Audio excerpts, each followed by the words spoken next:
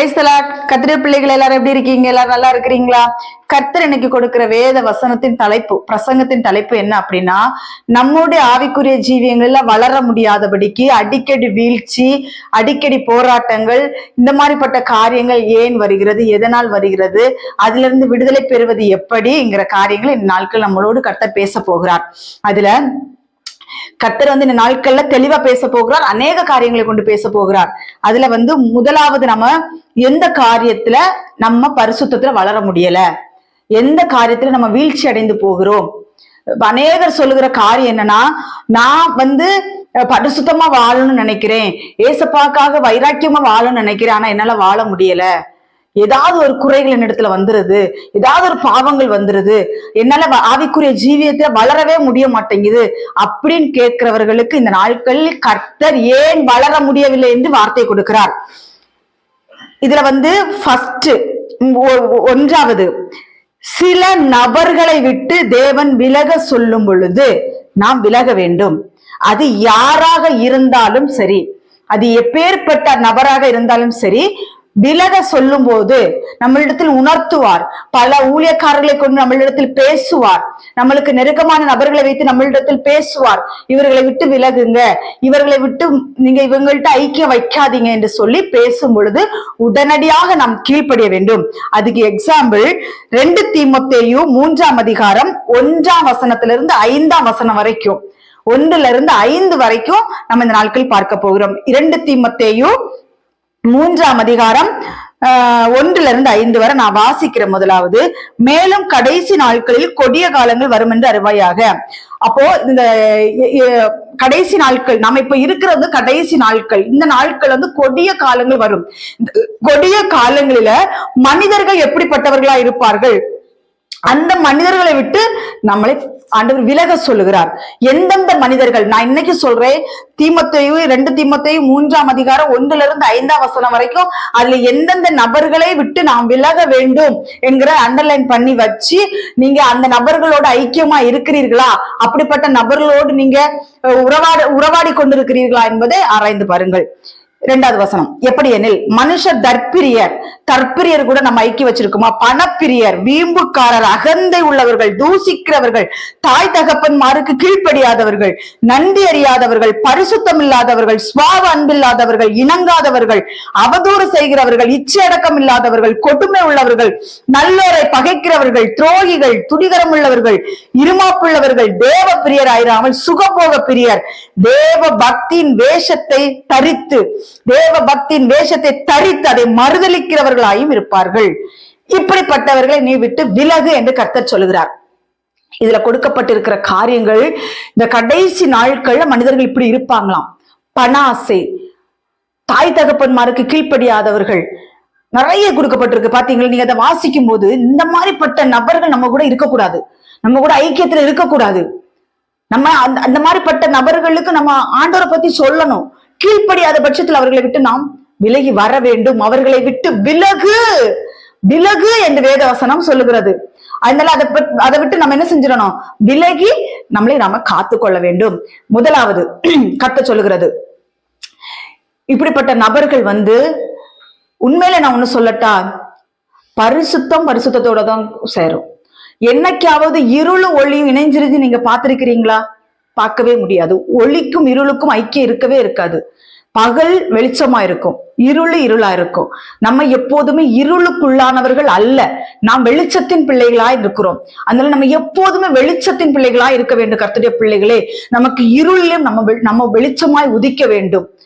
அதுதான், இப்படிப்பட்ட நபர்களோடு நம்ம ஐக்கியம் வைக்கும் பொழுது, அவர்களோடு நம்ம உறவாடும் பொழுது, அவர்களோடு கூட நேரத்தை செலவிடும் பொழுது, நம்மளை அறியாமலே இருளுக்குள் போய் கொண்டிருக்கிறோம். அதை நம்ம நல்லா யோசிச்சுக்கணும். நான் ஒண்ணு சொல்றேன், ஒரு நபர்கிட்ட, அதான் ஒரு மூத்த ஒரு ஊழியர் சொல்லுவாரு, உன் நண்பன் யாருன்னு எனக்கு சொல்லு, நீ யாருன்னு நான் உன்னை சொல்லிடுவேன். முதலாவது உன் நண்பன் யார் என்று சொல்லு. உன்னை பத்தி நீ சொல்ல வேண்டாம், உன் நண்பன் யாருன்னு சொல்லு, உன்னை பத்தி நான் முழு டீட்டெயிலும் சொல்லிடுறேன்னு சொல்லி ஒரு பரிசுத்தவன் சொல்லுவாரு. கர்த்தருடைய பிள்ளைகளே, நாம இருக்கிறோம் பாத்தீங்களா, நம்மளுடைய காரியங்கள் எப்படி இருக்க வேண்டும்னா, நம்ம பிறரிடத்தில் சுவிசேஷம் அறிவிக்கிறவர்களாய், கர்த்தருடைய வார்த்தை போதிக்கிறவர்களாய் இருக்க வேண்டும். இந்த நாட்களில் என்ன நடக்குது அப்படின்னா, உலகத்தான் என்ன செய்கிறானோ அதுவும் கிறிஸ்தவ பிள்ளைகளுடைய வாழ்க்கையில் இருக்கிறது. ஏனென்றால் அவர் அந்த அந்த நபர்கள் இப்போ இப்போ எனக்கு ஒரு ஃப்ரெண்ட் இருக்கிறாங்கன்னு வச்சுக்கோங்களேன், ஒரு சகோதரி ஒரு ஃப்ரெண்ட் இருக்கிறாங்க. அந்த ஃப்ரெண்டு ஆவிக்குரிய மகளா இருந்தா எப்ப ஜெபிக்கலாம், எப்ப வேதம் வாசிக்கலாம், நம்ம ரெண்டு பேரும் சேர்ந்து ஜெபிப்போமா, கர்த்தருக்கு அடுத்த காரியங்கள் என்ன, வேதத்துல என்ன வசனம் குறிப்பிடப்பட்டிருக்கு, பரிசுத்தத்தை குறிச்சு எப்படிங்கிற காரியங்கள் என்ன செய்யப்படும், பேசுவாங்க. மற்றவங்க என்ன செய்வாங்க தெரியுமா, அந்த துணி கடைக்கு போமா, இப்ப புதுசா ட்ரெஸ் இறங்கி இருக்குது, அந்த ட்ரெஸ் போய் எடுப்போமா, புதுசா நகை இறங்கி இருக்கு, அங்க போய் அதை எடுப்போமா, அதை எடுப்போமா, இதை எடுப்போமா. இதுதான் உலக பிரகாரமான மக்களுடைய ஐக்கியங்கள். இன்னும் ஒரு படி கூட்டி சொன்னா என்னன்னா, அந்த உலக பிரகாரமா இருக்கிறவங்களுக்கு தவறே செய்தாலும் தப்பு என்னங்கிறது நான் அவங்களுக்குள்ள பரிசுத்த ஆவியானவர் பாத்தீங்களா, அதனால தவறு எதுங்கிறது பரிசுத்த ஆவியானவர் உணர்த்தி கொடுக்க மாட்டாரு. அதனால அப்படிப்பட்ட நபர்களை விட்டு நாம் விலக வேண்டும் என்று ஆண்டவராகிய இயேசு கிறிஸ்து சொல்லுகிறார். இந்த நாட்களில் ஆண்டவர் சொல்லியிருப்பாரு, அது எவ்வளவு பெரிய நட்பா இருக்கலாம், உறவினர்களா இருக்கலாம், யாராக இருக்கலாம், நீ இவளோடு கூட நீ ஐக்கியம் வைத்திருப்பாயானால் நீ பரிசுத்தத்தில் வளர முடியாது, அதனால இந்த ஐக்கியத்தை அதோட முறித்து விடு என்று சொல்லுவார். ஆண்டவரே, ஐயோ நான் பழகிட்டேனே, நான் ரொம்ப ஃப்ரெண்டா பழகிட்டேனே, ஐயோ எனக்கு அப்படி ரொம்ப நெருங்கின சொந்தம் இல்லையா ஆண்டவரே, நான் எப்படி ஆண்டவரே விடுறதுக்குன்னு சொல்லி கேட்டுக்கொண்டு இருக்கிறீர்களா? கர்த்தர் சொல்லுகிறார், உன்னுடைய ஆவிக்குரிய ஜீவியத்திற்கு நீ ஒருவேளை சொல்லி கொண்டிருக்கலாம், என்னால் வேதம் படிக்க முடியல, என்னால ஜெபிக்க முடியல, ஆண்டவரோடு உறவாட முடியல, ஆண்டவருக்கு என்ன எதையாவது நான் செய்யணும்னு ஆசைப்படுறேன், என்னால முடியலன்னு சொல்லுகிற பிள்ளைகளுக்கு நாட்கள் கர்த்தர் கொடுக்கிற வார்த்தை, விட்டு விலகு. யாரை விட்டு தேவன் விலக சொல்லுகிறார், எதை விட்டு விலக சொல்லுகிறாரோ இந்த நாட்கள் நீங்க விலகி பாருங்கள். உங்களுடைய குடும்பங்களில் ஆசீர்வாதம் தருவார் ஆண்டவர், ஆவிக்குரிய ஆசீர்வாதம், ஆவிக்குரிய ஜீவத்திலே வளரும்படியான காரியங்களை தேவன் உங்களுக்கு செய்வார். இந்த நாட்கள் ஒரு முடிவெடுங்க, யாரை தேவன் விட்டு விலக சொன்னார், எதை?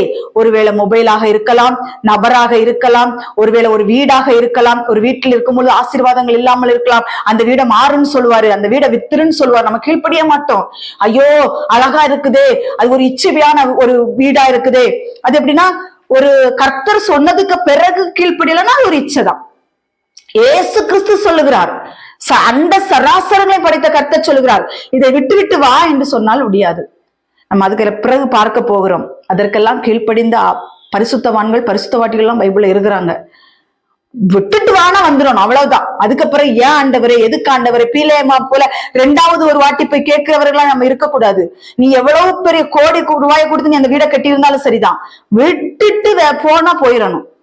உனக்கு கூட எவ்வளவு ஒரு நெருங்கிய ஃப்ரெண்ட்ஷிப்பா இருக்கலாம், எவ்வளவு பெரிய குடும்ப உறவுகளா இருக்கலாம், அதுக்குன்னு சொல்லி கணவன் மனைவி பிள்ளைகளை நான் சொல்லல, அப்படி ஆண்டவர் அப்படி விட்டுட்டு போக சொல்ல மாட்டாரு. இந்த மெசேஜை கேட்டுட்டு சிலவங்க கணவனை விட்டுட்டு பிரிஞ்சு போகும், மனைவியை விட்டுட்டு பிரிஞ்சு போகுது, பிள்ளைகள் அனாத, இதை கர்த்தர் சொல்லல.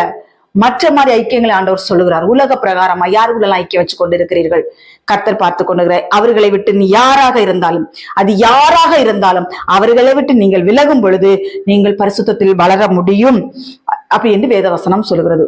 இன்னொரு காரியம், கிறிஸ்தவ வட்டாரத்துக்குள்ளே தேவ பக்தியின் வேஷத்தை தரித்து கொண்டிருப்பார்கள். நாங்கள் ஜெபிக்கிறோம், துதிக்கிறோம், அப்படி இப்படி. அதான் ஆண்டவர் சொல்ற, ஆவிகளை பகுத்தறிந்து நம்ம என்ன செய்யணும், செயல்படணும். நாங்கள் பரிசுத்தம், நாங்கள் எங்களிடத்தில் பாவமே இல்லை, நாங்கள் பரலோகம் போய்விடுவோம், எங்களிடத்தில் கரைகள் இல்லை. ஒருவனிடத்தில் பாவம் இல்லை என்பான், ஆனால் அவன் தன்னைத்தானே வஞ்சிக்கிறவனாயிருக்கிறான், அவன் தேவனை பொய்யனாக்குகிறான். புரியுதா?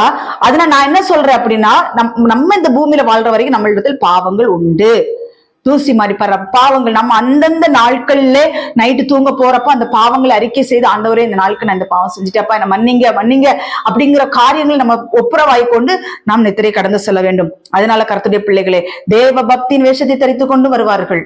அதுல ரொம்ப கவனமா இருக்கு, தெளிந்த புத்தி உள்ளவர்களா இருக்க ஆண்டவர் சொல்லி இருக்கிறாரு. அதுல கவனமாக இருந்த அந்த 2 தீமோத்தேயு 3ஆம் அதிகாரத்துல 5 வசனங்கள் தொடர்ந்து வாசிங்க. அதுல விட்டு விலகக்கூடிய நபர்களை நீங்கள் விட்டு விலக வேண்டுங்கள். இரண்டாவது காரியம் என்னாகமம், ஸ்தோத்திரம், என்னாகமம் 12ஆம் அதிகாரம், என்னாகமம் 12ஆம் அதிகாரம் அதுல சொல்லப்பட்டிருக்கிறது 7வது வசனம். 7வது வசனத்துல ஒரு கர்த்தருடைய மனிதனை பத்தி சொல்லப்பட்டிருக்கிறது. அந்த மனிதன் எப்படிப்பட்டவர் பாருங்களேன். என் தாசனாகிய மோசேயோ அப்படிப்பட்டவன் அல்ல, என் வீட்டில் எங்கும் அவன் உண்மை உள்ளவன். கர்த்தருடைய காரியத்தில் நாம் உண்மையாக இருக்க வேண்டும், இதை தேவன் விரும்புகிறார். இப்படி கர்த்தருடைய காரியத்தில் நாம் உண்மை இல்லாதவர்களா இருந்தால் ஆவிக்குரிய ஜீவியத்தில் வளர வளர முடியாது. ஃபர்ஸ்ட் பார்த்தோம், சில நபர்கள் சில காரியங்களை விட்டு விலக சொல்லுவார். அதை விட்டு விலகலன்னா நம்ம ஆவிக்குரிய ஜீவியத்தில் வளர முடியாது. இரண்டாவது, கர்த்தருக்கு உண்மையா இல்லாத பட்சத்தில் நம்ம ஆவிக்குரிய ஜீவியத்தில் வளர முடியாது. எதுங்க உண்மை? எது எப்படின்னா, ஒரு ஆராதிக்கிறதுல ஒரு உண்மை வேண்டும், ஒரு ஜெபத்தில் ஒரு உண்மை வேண்டும், வேதம் வாசிக்கிறதுல ஒரு உண்மை வேண்டும், கடன் வாங்கி கடன் கொடுக்கறதுல ஒரு உண்மை வேண்டும், கர்த்தருக்கு கொடுக்கறதுல ஒரு உண்மைத்தன்மை வேண்டும். இதெல்லாம் இல்லைன்னா நம்ம ஆவிக்குரிய ஜீவியத்தில் வளர முடியாது. கர்த்தர் புதிய ஏற்பாட்டுல நம்ம என்ன சொல்லப்பட்டிருக்கிறது? புதிய ஏற்பாட்டுல ஏழைகளுக்கு கொடுக்கறதுல நம்ம உண்மையா இருக்க வேண்டும், கர்த்தருக்கு கொடுக்கறதுல உண்மையா இருக்க வேண்டும், ஜெபிப்பதுல துதிக்கிறதுல நம்ம ஆண்டவர் சொல்றாரு, முழு இருதயத்தோடு முழு பலத்தோடு முழு ஆத்மாவும் என்னிடத்துல அன்பு கூறுவாயாக என்று கர்த்தர் சொல்லியிருக்காரு. நம்ம இன்னைக்கு அன்பு கூறுகிறோமா இல்ல வேஷம் தரிக்கிறோமா? யோசிச்சு பாருங்க. உண்மையா இருக்கிறோமா? ஆராதனையில உண்மையா கை தட்டுறீங்களா? ஆராதனையில உண்மையா ஆண்டவரை ஸ்தோத்தரிக்கிறீங்களா? உண்மையா ஆராதனை செய்யறீங்களா? இல்ல கடமைக்காக ஆலயத்துக்கு போய் கடமைக்காக உண்மை இல்லாத தன்மையில நீங்க இருக்கிறீங்களா? ஞாயிற்றுக்கிழமான ஆராதனைக்கு போகணும், ஞாயிற்றுக்கிழமான ஆண்டவரை ஆராதிக்க போகணும், ஒரு கடமை இந்த மாதிரி இருக்குதா? இல்ல, நான் கர்த்தருடைய வீட்டிலே நான் போகிறேன், கர்த்தரை பார்க்க போகிறேன், அவருடைய வல்லமை மகிமை நான் காண போகிறேன் என்கிற தாகத்தோடு வருகிறீர்களா? இதுல உண்மைத்தன்மை இல்லைன்னா கர்த்தர் ஆசீர்வதிக்க முடியாது. நம்மளுடைய உண்மைத்தன்மையை பார்க்கிறார். நாம் வீட்டுக்குள்ள இருந்து எப்படி இருக்கிறோம்? வீட்டுக்குள்ள இருந்துட்டு நம்ம என்னென்ன காரியங்கள் செய்து கொண்டு இருக்கிறோம்? தனிமையை நான் அன்னைக்கு சொல்லுவேன், உங்களுக்கு தனிமைங்கிற ஒரு சூழ்நிலை வரும் பொழுது வேதத்தை கையில் எடுத்துருங்க, இல்லைன்னா தூங்கிருங்க. இந்த ரெண்டுல ஏதாவது ஒண்ணு செஞ்சிருங்க. செல்போன் கையில எடுக்காதீங்க. கர்த்தருடைய பிள்ளைகளே, நான் திருப்பி சொல்றேன், தனிமைங்கிற ஒரு சூழ்நிலை உங்களுக்கு வரும்போது சாத்தான் அப்படியே வருவான். தனிமையா இருக்கும்போது சாத்தான் வருவான், வந்து சொல்லுவான், அந்த பாவத்தை செய், இந்த பாவத்தை செய். சிலவங்க உப்பு கொடுத்துருவாங்க. அது எவ்வளவு பெரிய பரிசுத்தவன் பரிசுத்தவாட்டியா இருந்தாலும் தனிமைங்களை வரும்பொழுது வேதத்தை கையில எடுத்துருங்க, எடுத்து வாசிக்க ஆரம்பிங்க. ஒண்ணுமே இல்லையா, உங்களால எதுவுமே பண்ண முடியல, சும்மா படுத்து தூங்கிருங்க. இதை செய்யுங்க. ஏனென்றால் சாத்தான் களைகளை விதைக்கக்கூடியவன். அதில் நம்ம ரொம்ப கேர்ஃபுல்லா இருக்கணும். இந்த மாதிரிப்பட்ட விஷயங்கள்ல கர்த்தருக்கு உண்மையா இருந்து பழகுங்க. கர்த்தருக்கு உண்மையா இருந்து பாருங்களேன். மோசே கர்த்தருக்கு உண்மையா இருந்தாரு. அவன் என் வீட்டில் எங்கும் உண்மை உள்ளவன் என்று கர்த்தர் சொல்லுகிறார்.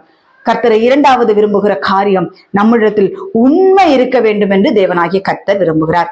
மூன்றாவது, பொறாமை இருக்கக்கூடாது. ஆதியாகமம் 37 அதிகாரம், ஆதியாகமம் 37 அதிகாரத்துல சொல்லப்பட்டிருக்கிறது 11வது வசனம். அவன் சகோதரர் அவன் மேல் பொறாமை கொண்டார்கள். யாருடைய சகோதரர்? யோசேப்பினுடைய சகோதரர் யோசேப்பின் மேல் பொறாமை கொண்டார்கள். யோசேப்போடு கர்த்தர் பேசுவார், யோசேப்புக்கு சொப்பனங்களை கொடுப்பார், யோசேப்புக்கு தரிசனங்களுடைய வியாக்கியானங்களை கொடுப்பார். யோசேப்பை கர்த்தர் ரொம்ப நேசிச்சாரு.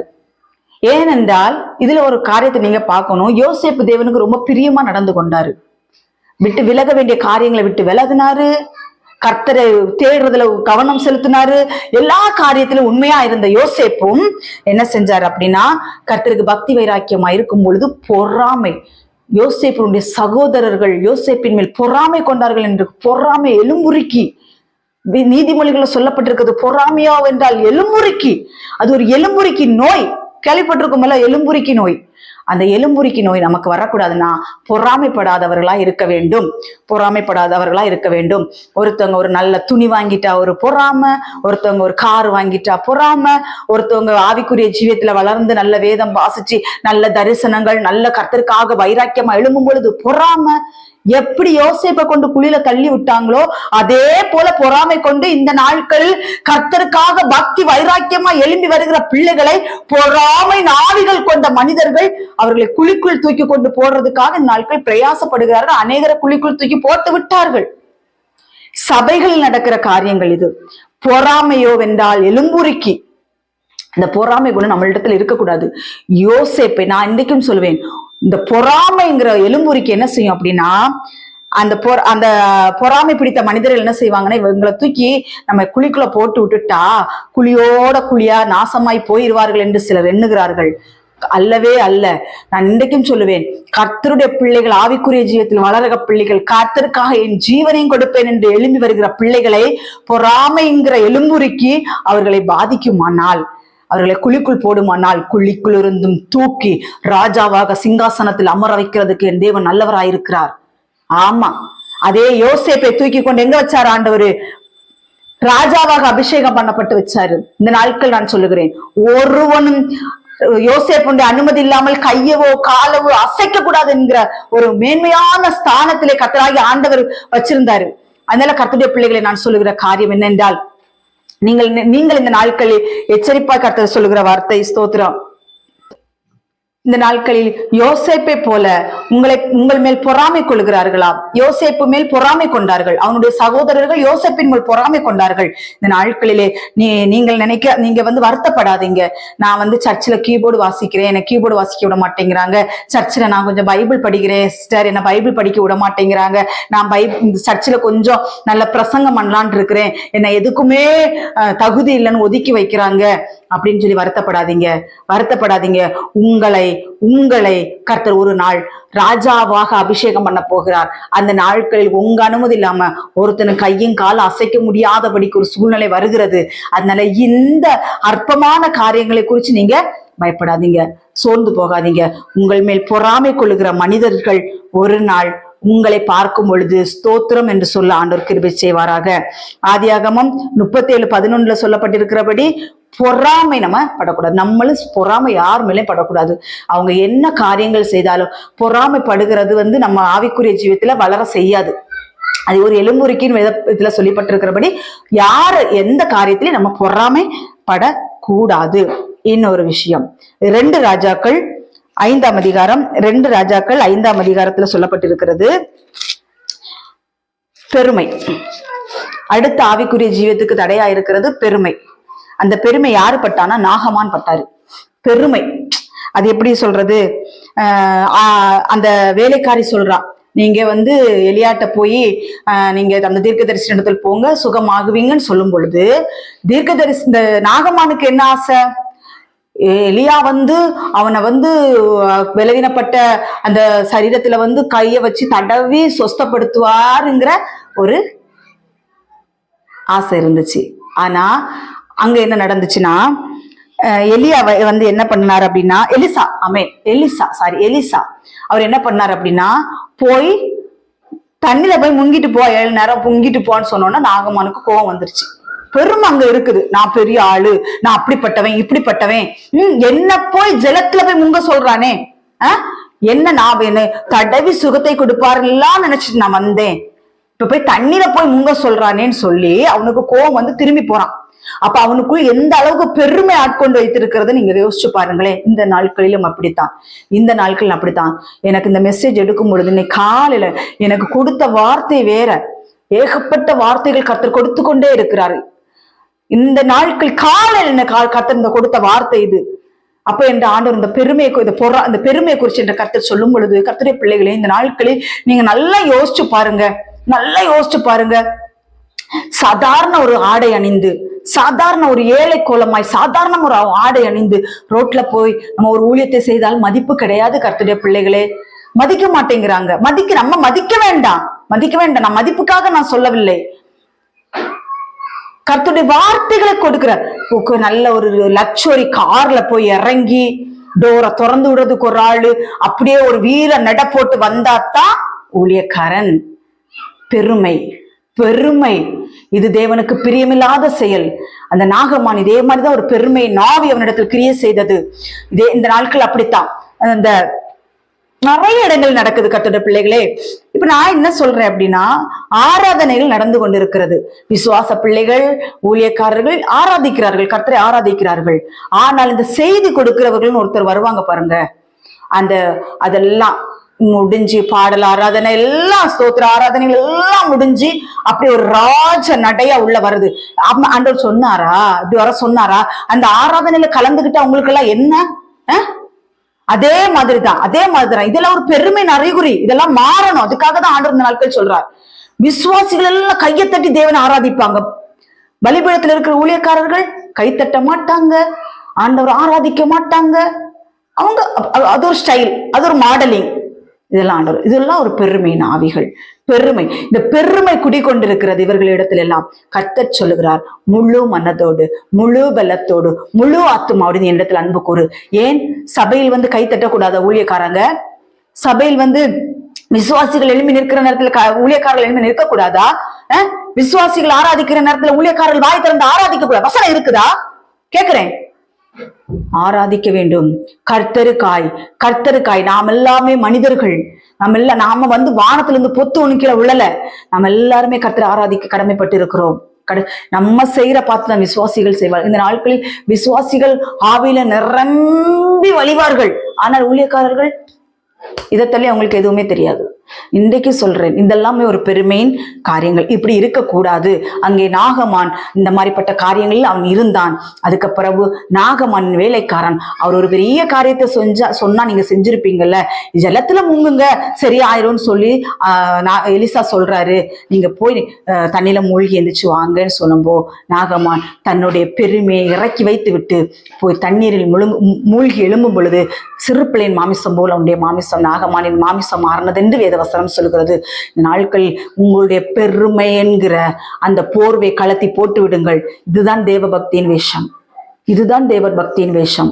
ஆமா, அதனால நீங்க எவ்வளவு பெரிய ஊழியக்காரர்களா இருந்தாலும் சரி, விசுவாசிகளுக்கு ஒரு முன்மாதிரியாக இருக்க வேண்டும் என்று கர்த்தர் சொல்லுகிறார்.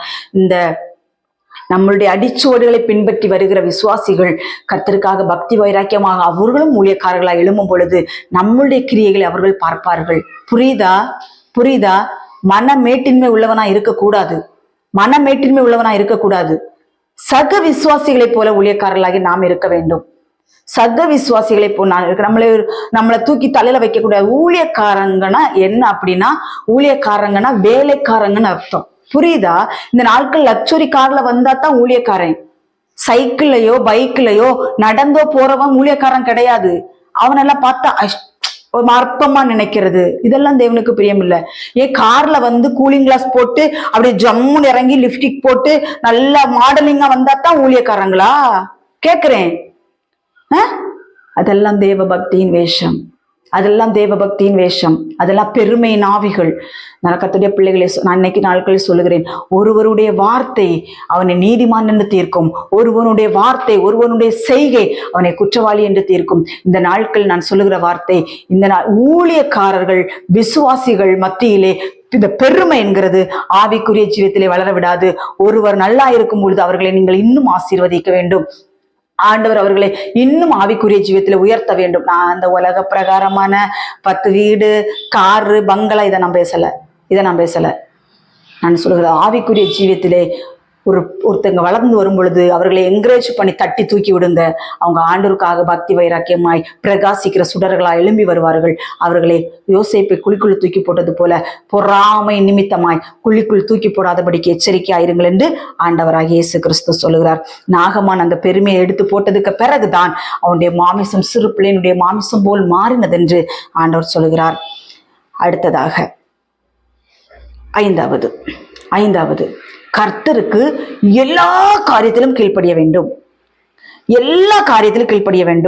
1 சாமுவேல் 15ஆம் அதிகாரம். அதுல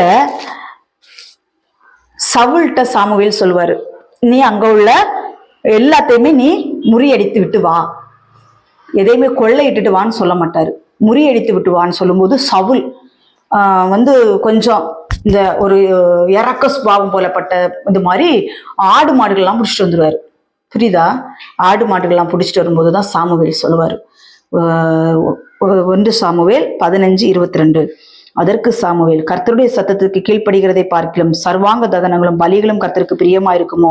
பலியை பார்க்கலும் கீழ்ப்படிதலும் ஆட்டுக்கடக்காலின் இனத்தை பார்க்கலும் செவி கொடுத்தலும் உத்தமம். இவர் சவுல் சொல்றாரு, உம்முடைய தேவனாகிய, அது எப்படி உம்முடைய தேவனாகிய கர்த்தருக்கு பலியிடும்படியாக இதெல்லாம் எடுத்துட்டு வந்தேன் அப்படின்ட்டு. ஆனா கர்த்தர் சொன்னது என்னது? பலி காணிக்கலாம் 2வது. முதல் கீழ்ப்படிதல். எல்லா காரியத்திலும் கீழ்ப்படியணும். எல்லா A to Z காரியத்துல கீழ்ப்படியணும். நம்ம சில காரியங்கள் செய்யக்கூடாதுன்னு சொன்னா செய்யக்கூடாது. புரியுதா கர்த்தருடைய பிள்ளைகளே? அப்போ அங்க சவுல் கீழ்ப்படியாமல் இருந்தார். சாமுவேல் மூலமாய் கர்த்தர் சொன்ன வார்த்தைக்கு சவுல் கீழ்ப்படியல. நான் உம்முடைய ஆண்டவருக்கு நான் பலி செலுத்த வேண்டும், அதற்காக நான் இதெல்லாம் பிடித்து கொண்டு வந்தேன் என்று சொல்லும் பொழுது கர்த்தர் அருவருக்கிறார். கர்த்தருக்கு பிரியமில்லாத காணிக்கையை கர்த்தர் அருவருக்கிறார். கர்த்தருக்கு பிரியமில்லாத பலியை கர்த்தர் அருவருக்கிறார். நீ நினைக்கலாம் ஒரு கீழ்ப்படிதல் கிடையாது, ஒரு ஆவிக்குரிய ஜீவிதத்துல கீழ்ப்படிதல் கிடையாது. ஆனா கட்டுக்கட்டா காணிக்க. யாருக்கு இது வேணும்? இந்த காணிக்கையில கர்த்தர் அங்கீகரிக்கிறாரா? லஞ்சங்கள் வாங்குறது, தவறான தொழில் செய்து காணிக்க கொண்டு வர்றது, தவறான கிரியைகள் இருந்துட்டு காணிக்க கொண்டு வர்றது, எந்த காசுனே தெரியாத ஊழியக்காரங்க வாங்கி பாக்கெட்டுக்குள்ள போட்டுக்கிறது. ஏன்னா பணம். அந்த காணிக்கை ஆண்டவர் விரும்ப மாட்டார். ஆனா ஊழியக்கார சொகுசா வாழுவான் அந்த காணிக்கையில.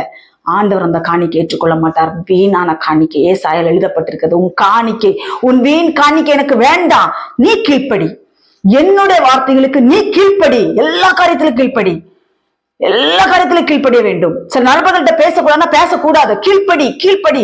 செல்போன்ல தேவையில்லாத காரியங்கள் பார்க்க கூடாதா, கீழ்ப்படி கீழ்ப்படி.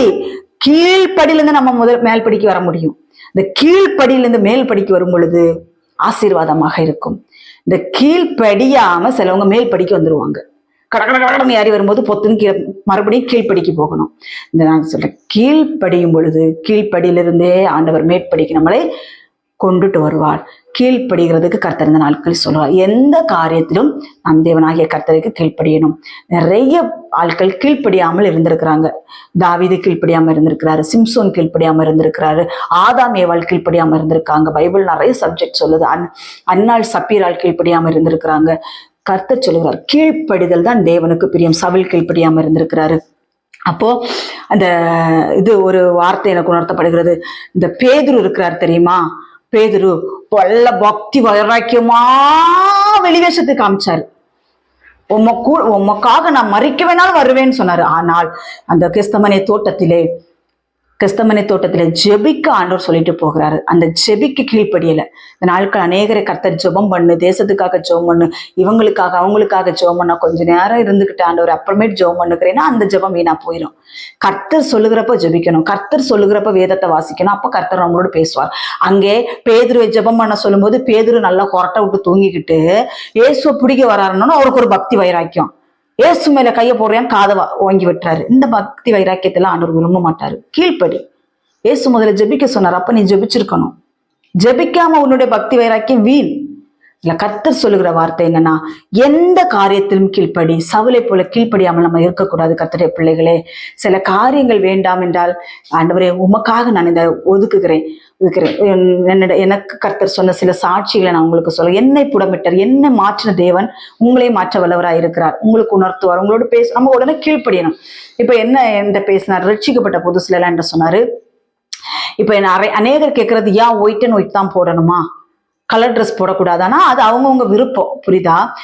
என்னிடத்தில் கர்த்தர் பேசினார், அதுக்காக நான் இந்த ஒயிட்டை போட்டிருக்கிறேன். கர்த்தர் என்னிடத்தில் சில காரியங்களை மாற்றும்படியாக சொன்னார். நகையை கலத்த சொன்னார், இப்படி செய்யக்கூடாது, அப்படி செய்யக்கூடாது. கர்த்தர் சொன்ன ஒவ்வொரு காரியங்களுக்கும் சட்டுன்னு கீழ்ப்படிந்ததுனால கர்த்தர் ஆசீர்வாதம், ஆவிக்குரிய ஆசீர்வாதத்தினால் என்னை உயர்த்தினார். கர்த்தருடைய பிள்ளைகளே, கீழ்ப்படிதல் ரொம்ப இம்பார்ட்டன்ட். கீழ்ப்படியாம நீங்க பக்தி வைராக்கியம் இருக்கிறது வீண். கீழ்ப்படியாம மணிக்கூர் கணக்குல இருந்து ஜபிச்சேன், கீழ்ப்படியாம மணிக்கூர் கணக்குல இருந்து வேதம் வாசிச்சேன், கீழ்ப்படியாம வீடு வீடா போய் சுவிசேஷ அறிவிக்க போனேன், கீழ்ப்படியாம போய் பிரசங்க மேடையில இருந்து பிரசங்கம் பண்ணுங்கிறதெல்லாம் வீண். அதெல்லாம் வீண். அதெல்லாம் ஆண்டவர் அடுத்த காரியம் கீழ்ப்படிய வேண்டும் என்று ஆண்டவர் விரும்புகிறார். விட சொல்ற காரியங்கள் விடணும், பேசக்கூடாதுன்னு சொல்ற இடங்கள்ல போய் பேசக்கூடாது, வீடு வீடா போய் கட்டுக்கதைகளை பேசக்கூடாது, இந்த மாதிரிப்பட்ட காரியங்கள்லாம் இருக்கிறது. அடுத்ததாக பரிசுத்த ஆவியை துக்கப்படுத்தக்கூடாது. நமக்குள் பரிசுத்த ஆவியை கொடுத்திருக்கிறார், ஆண்டவர் கொடுத்திருக்கிறார். எவ்வளவு பெரிய பாக்கியம். எபேசியர் 4 அதிகாரம் 30வது வசனத்துல, அன்றியும் நீங்கள் மீட்கப்படும் நாளுக்கென்று முத்திரையாக பெற்ற தேவனுடைய பரிசுத்த ஆவியை துக்கப்படுத்தாதிருங்கள். துக்கப்படுத்துற காரியங்கள் அடுத்த வசனம், சகல விதமான கசப்பும் கோபமும் மூக்குரலும் கூக்குரலும் தூசணமும் மற்ற எந்த துர்க்குணமும் உங்களை விட்டு நீங்க கடவது என்று வேதாசனம் சொல்கிறது. அதுல இந்த மாதிரிப்பட்ட காரியங்கள் நம்மிடத்தில் இருக்குமானால் நம்ம பரிசுத்தாவே நமக்குள்ள துக்கப்பட்டுக்கிட்டே இருக்கிறாராம். அதுக்கு முந்தின வசனம் சொல்லப்பட்டிருக்கிறது, கெட்ட வார்த்தை ஒன்று உங்கள் வாயிலிருந்து புறப்பட வேண்டாம். பக்தி விருத்திக்கு ஏதுவான நல்ல வார்த்தை உண்டானால் அதே கேட்கிறவர்களுக்கு பிரயோஜனம் உண்டாகும்படி பேசுங்கள் என்று வேதவசனம் சொல்கிறது. கெட்ட வார்த்தை, கிறிஸ்தவர்கள் இந்த நாட்களில் கெட்ட வார்த்தை பேசுகிறார்கள்னா நிறைய பேர் பேசுறாங்க. என் காதுபடியே அநேக கெட்ட வார்த்தைகள் பேசுகிறத நான் கேட்டுக்கிறேன். கெட்ட வார்த்தைகள் பேசாதீங்க சிஸ்டர், கெட்ட வார்த்தைகள் பேசாதீங்க பிரதர்ன்னு சொன்னா இதெல்லாம் கெட்ட வார்த்தை கிடையாது, இது சஜகமான வார்த்தைகள், இதெல்லாம் அப்படி கிடையாது. சொல்லி கொடுத்தா கூட கேட்க மாட்டேங்கிறாங்க. ஆவியானவரை துக்கப்படுத்துகிற காரியங்கள். அவர்கள் பரிசுத்தாவின் அபிஷேகம் பெற்றிருக்கிறாங்களா இல்லையான்னு எனக்கு தெரியல. ஆனாலும் ஆண்டவருடைய பேரை சொல்லி, நான் ஆண்டவருடைய பிள்ளை, இயேசுவின் பிள்ளை என்று சொல்லி கெட்ட வார்த்தைகள் பேசுகிறது, அடுத்தவங்க ஒரு காரியங்கள் செய்யும் பொழுது அவர்களுக்கு விரோதமாய் கோபம் வருகிறது, எரிச்சல் வருகிறது. நான் இன்னைக்கு சொல்வேன், நமக்கு விரோதமா ஒருத்தவங்க ஏதாவது காரியங்கள் செஞ்சா நமக்கு கோபம் வரக்கூடாது, பரிதாபம் வரணும். பரிதாபம் வரணும். இந்த பரிதாபம் நம்மகிட்ட இருக்குதா? நம்மளுக்குள்ள உண்மையிலே பரிசுத்த ஆவியானவர் இருப்பார். ஆனால் ஒருவன் நம்மளுடைய கன்னத்தில் அரைஞ்சா, உமிழ்ந்து காரி துப்புனா, எந்த காரியங்கள் நமக்கு விரோதமாய் செய்வினைகளா இருக்கலாம், மந்திரவாதங்களா இருக்கலாம், எந்த காரியங்களா இருக்கலாம், நம்மளுக்குள் கசப்பு வருகிறதா, நம்மளுக்குள் கோபம் வருகிறதா, எரிச்சல் வருகிறதா, உள்ளுக்குள்ள இருந்து ஒருவர் துக்கப்பட்டு கொண்டே இருக்கிறார். நம்மளிடத்தில் அமைதல் இருக்கிறதா, நம்மளிடத்தில் சாந்தம் இருக்கிறதா, அதை எப்படி ஹேண்டில் பண்ணுங்கிற தெளிவு நம்மகிட்ட இருக்குதா? பரிசுத்த ஆவியானவர் உள்ள உட்கார்ந்து சந்தோஷப்பட்டுட்டே இருக்கிறார். என் மகன், என் மகள் என்னை துக்கப்படுத்தவில்லையே, இவ்வளவு பெரிய சம்பவம் நடந்துச்சு, வறுமை இருக்கும், கடன் பாரங்கள் இருக்கும், தேவனை தூசிக்க கூடாது. பரிசுத்த ஆவியானவர் உள்ள இருந்து துக்கப்படுவார். இந்த நாட்கள்ல கொஞ்சம் ஏதாவது ஒரு காரியங்கள் குடும்பத்துல சம்பித்தோன்ன, என்ன ஆண்டவரே என் குடும்பத்துல இப்படி பண்ணிட்டீங்களே அப்பானா, உள்ள இருந்து ஒருத்தர் தூக்கப்பட்டுறாரு.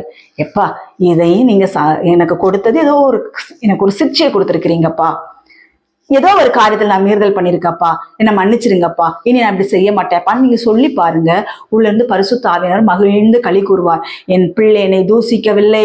நான் இன்றைக்கும் சொல்வேன், பரிசுத்த ஆவியானவர் உள்ளே துக்கப்படும்படியான காரியங்கள் இருக்கக்கூடாது. மதுபானம் இருக்கக்கூடாது, போதைப் பொருட்கள் இருக்கக்கூடாது, விபச்சாரம் இருக்கக்கூடாது, வேசித்தனம் இருக்கக்கூடாது, களவு இருக்கக்கூடாது, பொய் இருக்கக்கூடாது, வைராக்கியம் இருக்கக்கூடாது, பொறாமை, பெருமை, கீழ்ப்படியாமை இருக்கக்கூடாது.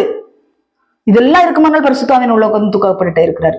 நம்ம அந்த பரிசுத்த ஆவியானவர் நம்ம பெற்றுக்கொள்றதுக்கு எவ்வளவு பாக்கியம் பண்ணியிருக்கோம் தெரியுமா? நம்ம கல்வாரி சிலுவையில் நமக்காக ஒருவர் அடிக்கப்பட்டிருக்கிறார், நொறுக்கப்பட்டிருக்கிறார், சித்திரவதை செய்யப்பட்டிருக்கிறார், மரணத்துக்கு உட்படுத்தி இருக்கிறாங்க.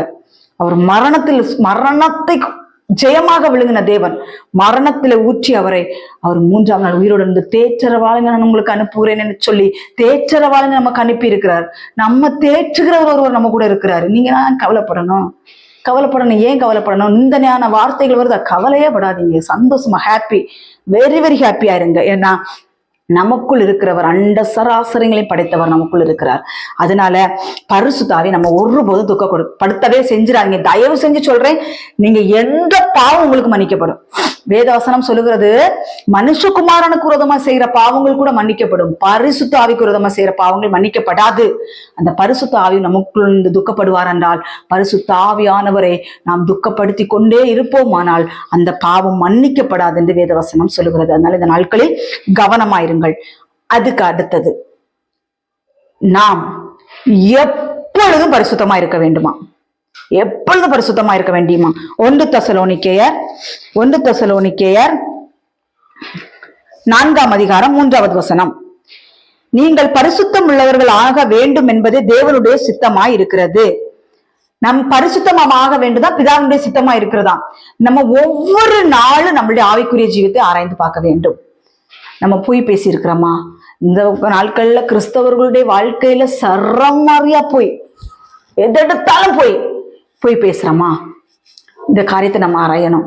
இந்த காரியம் நம்மளிடத்தில் இருக்கக்கூடாது. இது பரிசுத்த குறைச்சலை உண்டாக்கி விட்டு நமக்கு ஆவிக்குரிய ஜீவிதத்தில் நம்மள இந்த காரியம் வளர விடாது. பொய் சொல்லும்.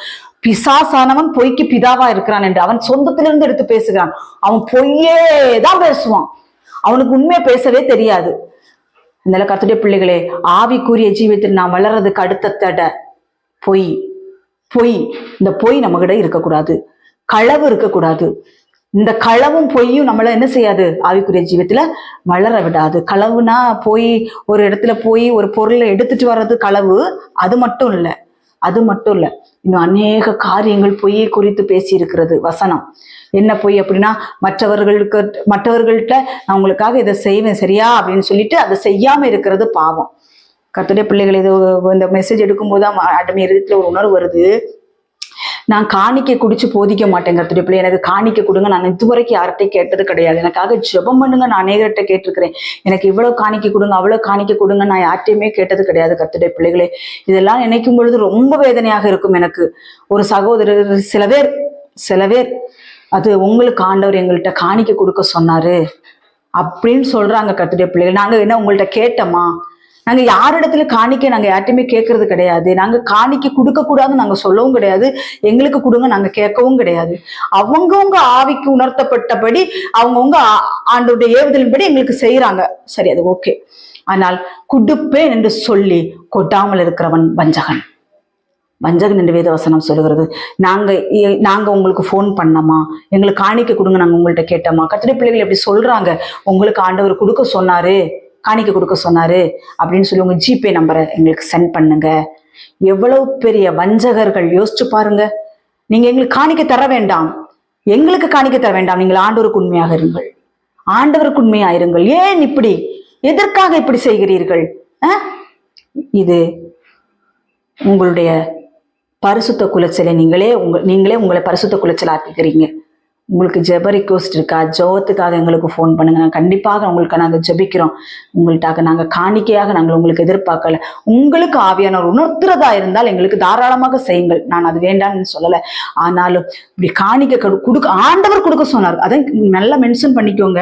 எங்களுக்கு ஆண்டோட விஷன் இருந்துச்சு, ஆண்டவர் உங்களுக்கு கொடுக்க சொன்னாரு இப்படின்னு சொல்லி ஏமாத்துகிற வஞ்சகர்கள் எழும்பி இருக்கிறார்கள். நாம் ரொம்ப கவனமா இருக்க வேண்டும். அதே மாதிரி சாப்பாட்டுக்கு காசு இல்லை என்று கேட்கிறவர்களிடத்திலும் நாம் ரொம்ப ஜாக்கிரதையா இருக்க வேண்டும். யூடியூப்ல நம்பர் இருக்குன்னு சொல்லி நம்பரை எடுத்து போன் பண்ணி உண்மையா கேட்கிற சகோதரனும் இருக்கிறார்கள்.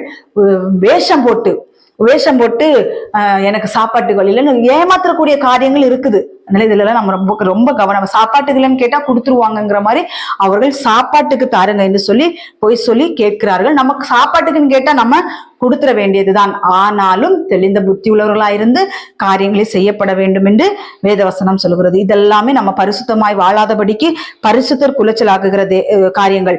1 தெசலோனிக்கர் 4:7 சொல்லப்பட்டிருக்கிறது, தேவன் நம்மை அசுத்தத்திற்கல்ல பரிசுத்தத்திற்கு தான் அழைத்திருக்கிறார். நம்மளை பரிசுத்தமா வாழும்படியாக தான் அழைத்திருக்கிறார். பரிசுத்தம் இல்லாமல் ஒருவனும் தேவனை தரிசிக்க முடியாது. வசனம் இருக்குதா? எப்படி ஆனாலும் அந்த பூமியில வாழ்ந்துக்கலாம். இந்த பூமியில வாழும்போதெல்லாம் பரிசுத்தமாய் வாழ முடியாதுன்னு அநேகர் சொல்லுவார்கள். அப்படியெல்லாம் கிடையாது, பரிசுத்தமாய் வாழலாம். பரிசுத்தமாய் இருக்கிறாதான் ஆண்டவர் சொல்றாரு, பரிசுத்தமாய் இருக்கிறவன் தான் என்னை காண்பான், பரிசுத்தம் இல்லாதவன் என்னை காண மாட்டான் என்று வேதவசனம் சொல்லுகிறது. அதுக்கு அடுத்து பிலிப்பியர் 4ஆம் அதிகாரம், பிலிப்பியர் 4ஆம் அதிகாரம் அதுல 6வது வசனத்துல சொல்லப்பட்டிருக்குது, கவலைப்படக்கூடாது. இதுதான் மெயினான பாயிண்ட், கவலைப்படக்கூடாது. அது போட்டிருக்கு, நீங்க ஒன்றுக்கும் கவலைப்படக்கூடாதான். எப்படி? ஒண்ணுக்குமே கவலைப்படாதீங்க. கர்த்தருடைய அனுமதி இல்லாம நான் தலையில இருந்து ஒரு மயிறு கூட விழாதுன்னு வசனம் இருக்கு. இதுக்கப்புறம் நமக்கு என்ன ஒருவேளை நம்ம பட்டினி கிடக்கக்கூடிய சூழ்நிலையா தேவன் அனுமதிச்சிருக்கிறாரு, கடன் பாரமா தேவன் அனுமதிச்சிருக்கிறாரு, மற்றவங்க நமக்கு விரோதமாய் சொற்கணையால் தொலைக்கிறார்களா தேவன் அனுமதிச்சிருக்கிறாரு, அவமானப்படுத்திருக்கிறாங்களா தேவன் அனுமதிச்சிருக்கிறாரு. ஏன் கவலைப்படுகிறீர்கள்? கவலைப்படாதீங்க, உங்கள் துக்கம் சந்தோஷமாய் மாறும். அதான் ஆண்டவர் சொல்றாரு, நீங்கள் ஒன்றுக்கும் கவலைப்படாமல் எல்லாவற்றையும் குறித்து உங்கள் விண்ணப்பங்களை ஸ்தோத்திரத்தோடு கூடிய ஜெபத்தினாலும் வேண்டுதலினாலும் தேவனுக்கு தெரியப்படுத்துங்கள். கர்த்தருடைய பிள்ளைகளே, சரீர பலவீனமா எல்லா டாக்டர்ஸுகளும் கைவிட்டுட்டாங்களா? கவலைப்படாதீர்கள், ஜெபம் பண்ணுங்க. அதே மாதிரிதான் கடன் பாரமா அவமானப்படுத்துகிறாங்களா, வீட்டு வாசல வந்து நிக்கிறாங்களா, ஊரே சேர்ந்து உங்களை இது பண்ணுதா, ஜெபம் பண்ணுங்க. இசப்பா, நான் உங்களை தான்ப்பா நம்பி இருக்கேன், கவலைப்படக்கூடாதுன்னு சொல்லிட்டீங்கல்ல, நான் கவலைப்படலப்பா, நான் உங்களை நம்பி இருக்கேன், எனக்கு உதவி செய்யுங்க. உங்களாலதான் கூடும். மனிதனால எந்த ஒரு மனிதனை நான் இன்னைக்கு சொல்லுவேன், எந்த ஒரு மனுஷனும் உங்க கூட வரமாட்டான். இந்த மெசேஜ் எடுக்கும்போது கர்த்தர் எனக்கு ஆவியானவர் உணர்த்தி கொடுத்த காரியம், அக்கா, தங்கச்சி, அண்ணன், தம்பி, சொந்தம், பந்தங்கள், அம்மா, அப்பா, யாருமே நம்ம கூட வரமாட்டாங்க. கர்த்தருடைய பிள்ளைகள் நம்ம கூட வருகிறவர் ஆண்டவர் ஒருத்தர் தான்.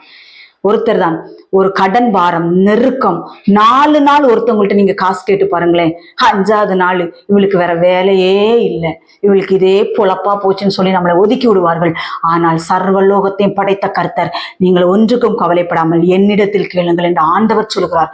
நம்ம ஆண்டவரை நோக்கி பார்க்க மாட்டான், அவன் தருவானா, இவ தருவாளா, அங்க கிடைக்குமா இங்க கிடைக்குமா என்று சொல்லி மனிதர்களை நோக்கி நடந்த காலங்கள் போதும். தேவனை நோக்கி பார்க்கக்கூடிய நாட்கள் நெருங்கி இருக்கிறது. தேவனை நோக்கி பாருங்கள், எல்லாமே கிளியர் ஆயிரும். நான் இன்னைக்கு சொல்லுவேன், மனிதர்கள், எனக்கு உண்மையிலே நான் சொல்றேன், எனக்கு வீணான பேச்சுகள் பேச மனிதனிடத்தில் பிடிக்கவே பிடிக்காது. ஏன் அப்படின்னு அவன்கிட்ட எதுக்கு நம்ம அவ்வளவு நேரம் பேசணும்? அந்த நேரத்தை கர்த்தரிடத்துல பேசுவோம். அவன் சொல்லுவான், நான் அங்க வாங்கினேன், இங்க வாங்கினேன், பணம் அங்க இருக்கு. ஐயோ, நம்மளை இடர பண்ணக்கூடிய காரியங்களை மனிதர்கள் பேசி விடுவார்கள். ஆனால் கர்த்தரோடு பேசும்போது நாம் இடர மாட்டோம், கேட்கிற காரியங்களை பெற்றுக்கொள்வோம்.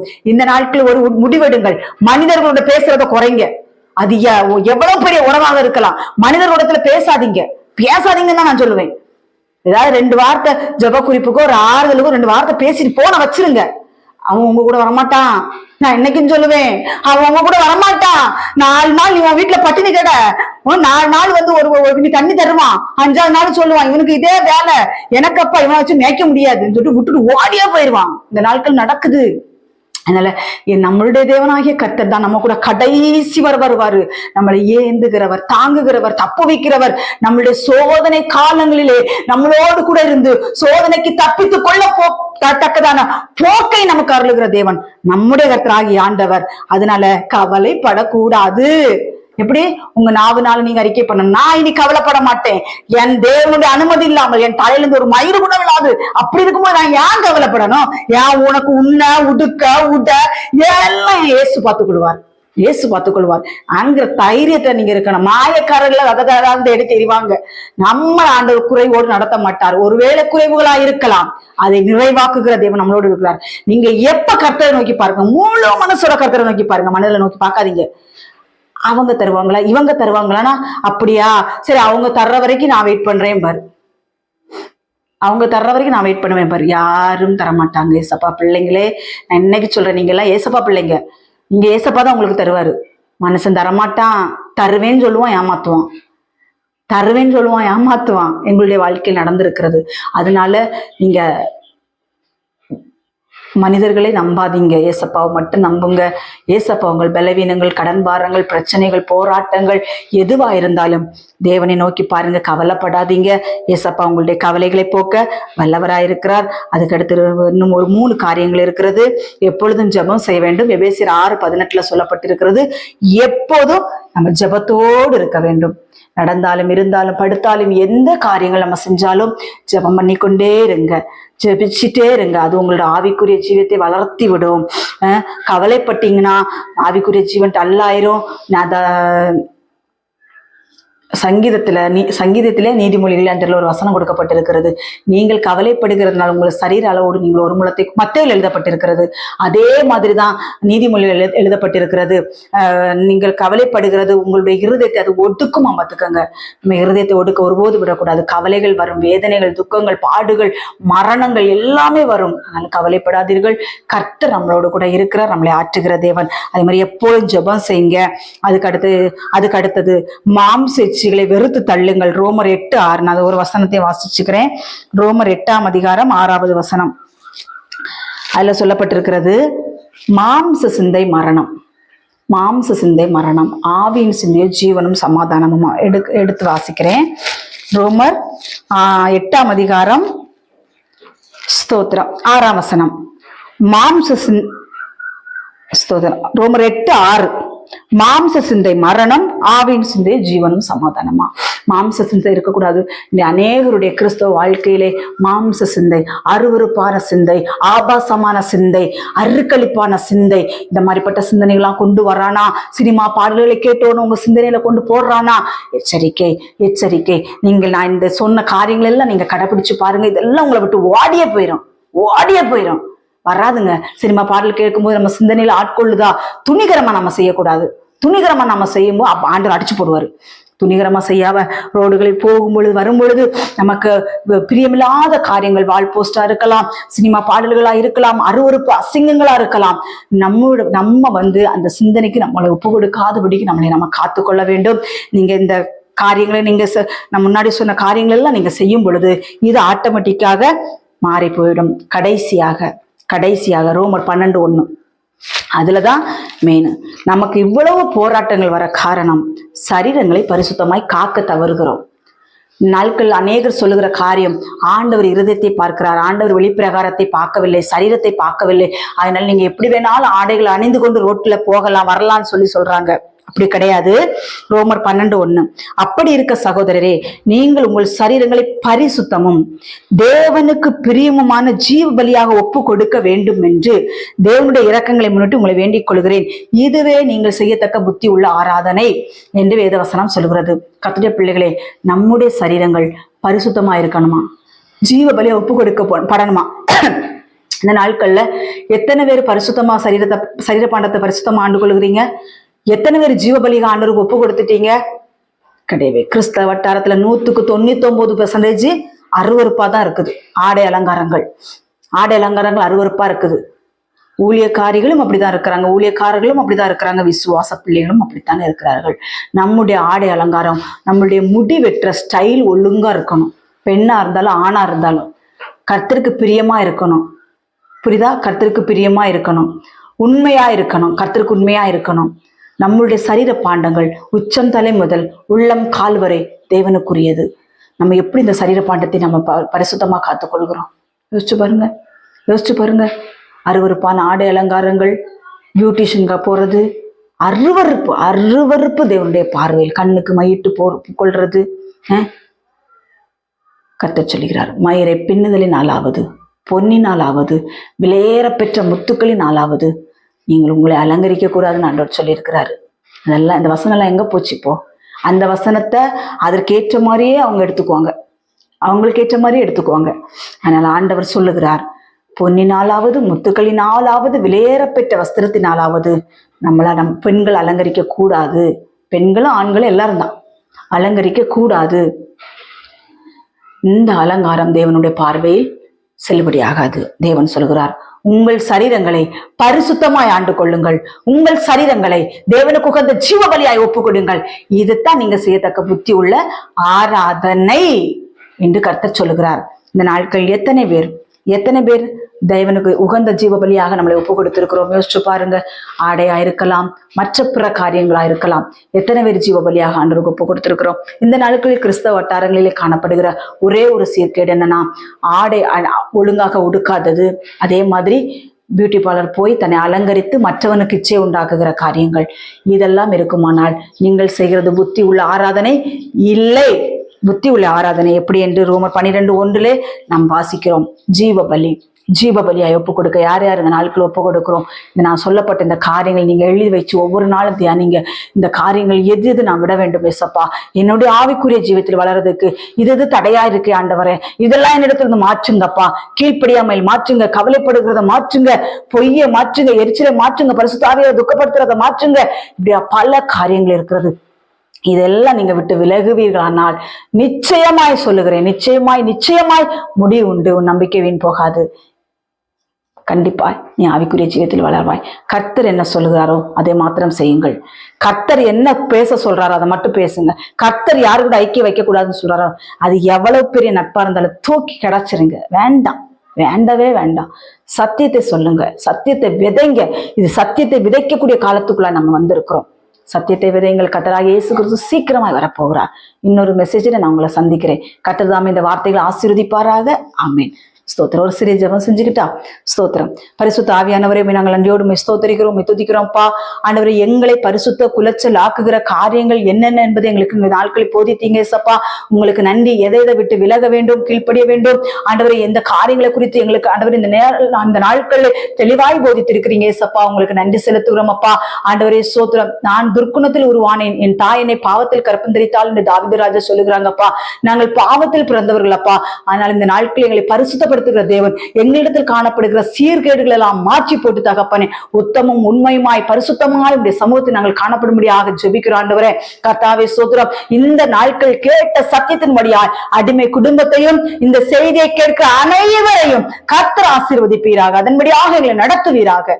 துதிகன மகிமையில அப்பாவுக்கே செலுத்துகிறோம். இயேசு கிறிஸ்துவின் ஜெபிக்கிறோம் ஜீவனுள்ள நல்ல பிதாவே. ஆமென். ஆமென். கர்த்தர் தாமே உங்களை அனைவரையும் ஆசீர்வதிப்பாராக. ஆமென். Praise the lord. ஸ்தோத்திரம்.